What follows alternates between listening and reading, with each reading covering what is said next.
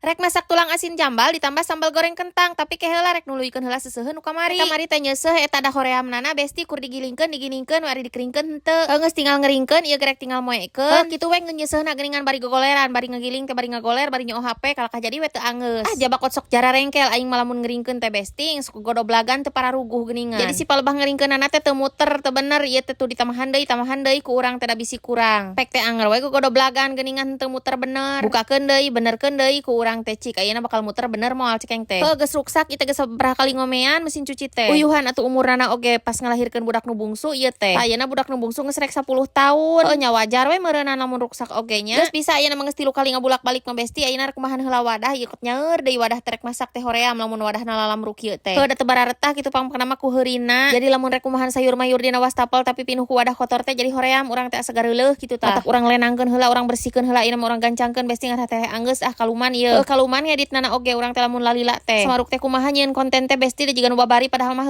rudet kitu. Rudet teh mah pelebah ngedit ieu teh sok hoream aya horeamna aya malesna. Tapi balik deui kana kewajiban ari hayang jadi konten kreator nya wayahna we kudu ngonten. Ulah mung riweuh ngedit gitu. Geus besti ayeuna tuh geus araranggeus rek ngagoreng heula kentangna. Geus siga biasa we ngagoreng kentang masih ara rasaknya besti ulah atah keneh ulah garing teuing mun garing teuing besok teuas geus teh. Sabari nungguan kentang asak ayeuna urang ngagorengkeun heula tulang jambal ieu teh boga keneh tulang jambal. Urang osrengkeun jeung cengek jeung bawang beureum ngeunah jigana teh besti.